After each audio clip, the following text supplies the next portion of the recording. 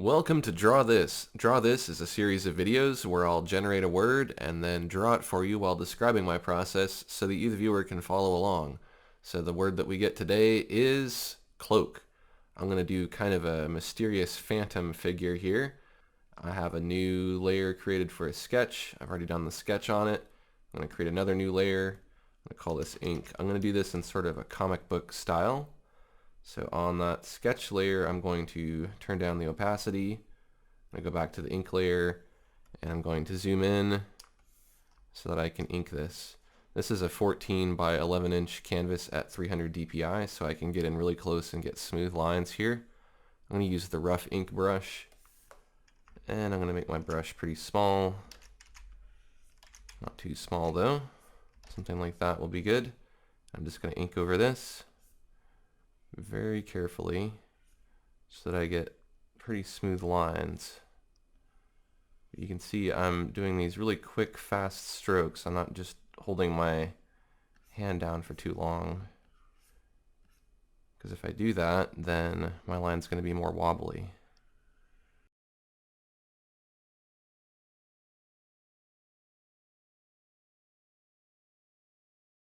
Alright, so now that my inking is done, I can go ahead and hide that sketch layer.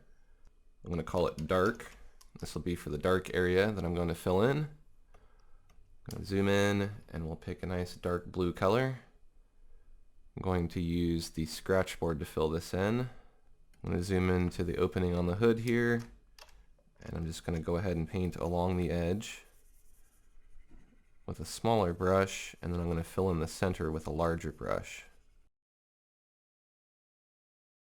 I'm going to move on down to the openings in the sleeves and fill those in.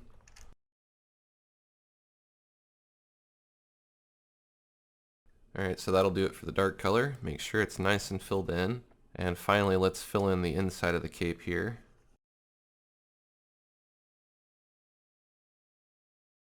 Alright, so I've got all my dark filled in. I'm going to create another layer, and I'm going to call this eyes. I'm going to zoom into the eyes, and I'm going to fill those in using this white color.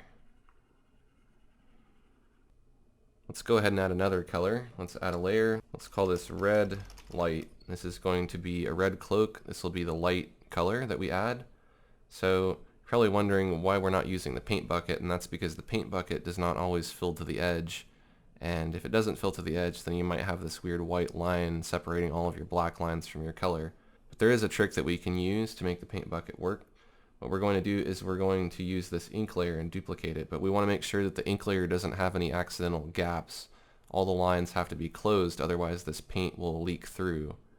So on this ink layer, I'm going to select black, and I'm going to use that same rough ink brush I was using before. And I'm going to hunt along all these edges for any gaps. There's a little gap right here.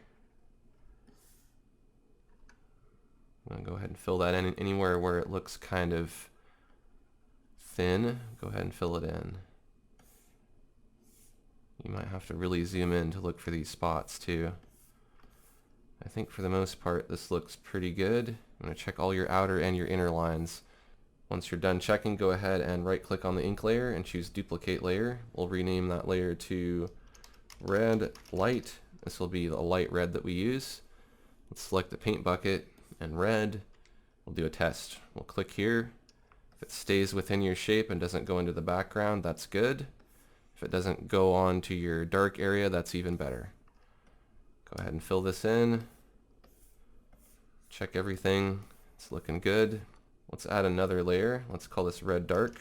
And we'll go ahead and make our color darker. We'll shift our hue a little bit towards magenta. We'll use the scratch board tool, and we'll just go ahead and fill this in by hand, since it's not a very complicated shape to fill in. Jump back to the red light layer.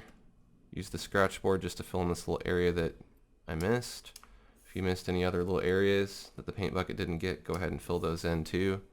Let's return to the red dark layer. Let's sample that dark color we used, and we can start adding some basic shading now. So what we're going to do is we're going to make sure that when we paint, we don't paint outside of this red that we've already painted in. So go to that red light layer, select it, and choose select layer content. And we want to hide the marquee by clicking on the Show Hide Marquee button. That'll hide the selection. And then we'll return to the red dark layer. We'll go ahead and use the scratch board with that dark red color to add in some shading. And you'll notice if you do a test, when you paint, it's going to stay within this red area.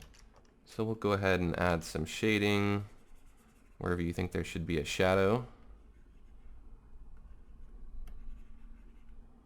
And you want to build up the three-dimensional form of this cloak.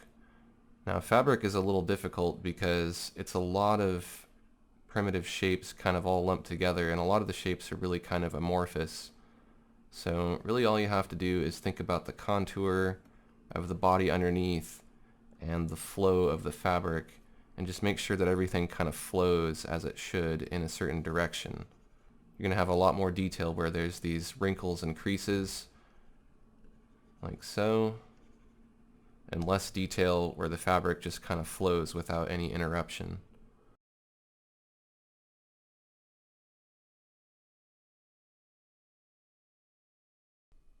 Alright, so that'll work for the dark. Let's go ahead and add another layer of color. Let's create a layer. Let's call it tint, and let's make it a multiply composite method. Let's choose a dark blue-gray like this, and we'll go ahead and choose fill. Since we still have that selection active, it's going to go ahead and just stay within that shape there. Click on OK, and we'll go ahead and zoom out to where we can see the whole character here. I'm going to select the airbrush and white, and if I paint with white on a multiply composite method, it's going to remove that tinting basically. So I'm going to do that here to add some lighting, and I'm going to zoom in a little bit so I can see this better. I'm going to select the scratch board tool again. I'm going to keep using white, and I'm going to use white here to add highlights. I want to avoid my shadows. This is kind of a subtractive way of painting.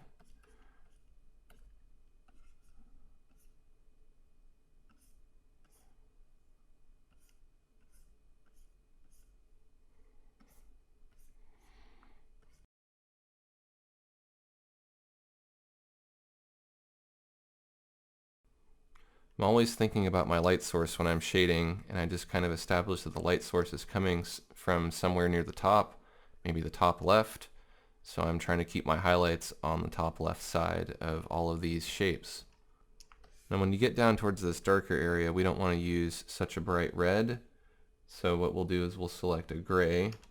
That's going to have the effect of just adding a little less intense of a highlight.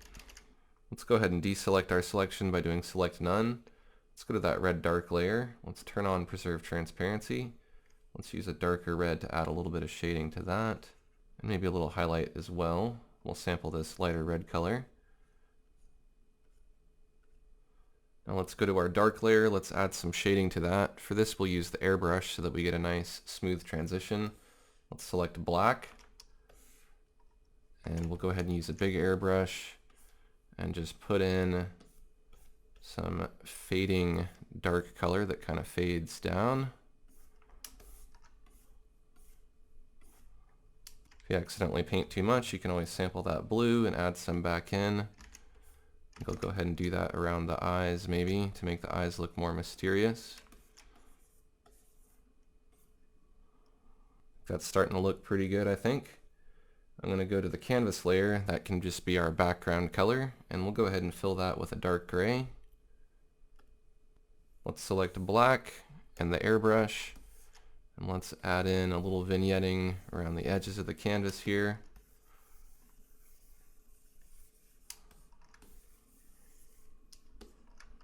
Let's use a very light gray, almost white, and let's paint behind the subject to add some backlighting.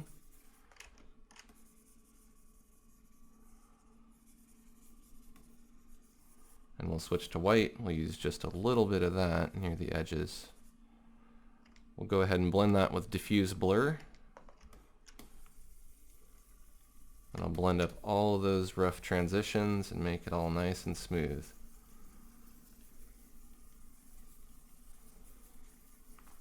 Now let's add some atmosphere to the piece. Let's create a layer on top of all the other layers, turn off preserve transparency, call it environment. Let's make this a multiply composite method. We'll go ahead and fill it with a dark blue like this using the fill command. Let's use that same trick that we used before where we paint with white in the airbrush to mask out some of this.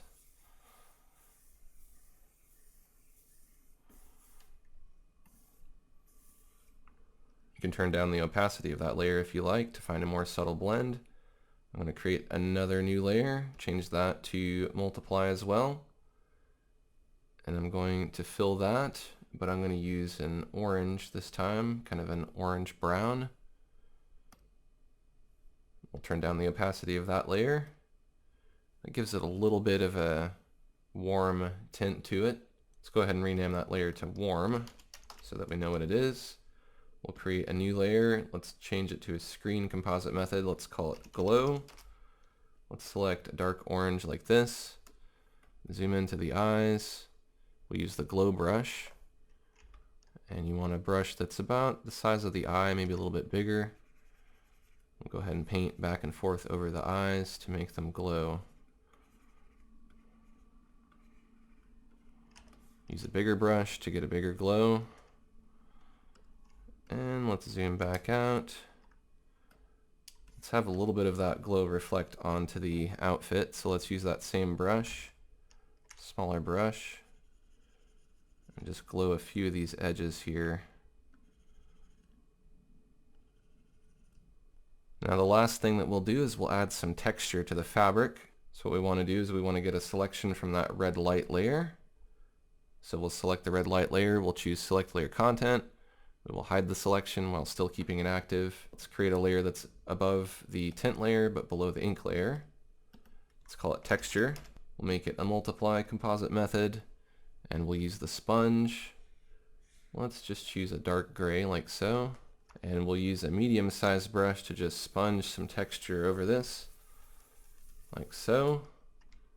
Turn down the opacity of that layer to make the texture a little more subtle. And I think we have a finished illustration. If you enjoyed this episode of Draw This, take a quick second to like this video and share it with your friends. And don't forget to click the subscribe button to see my latest episodes as they're released. I'll see you next Tuesday for another episode of Draw This.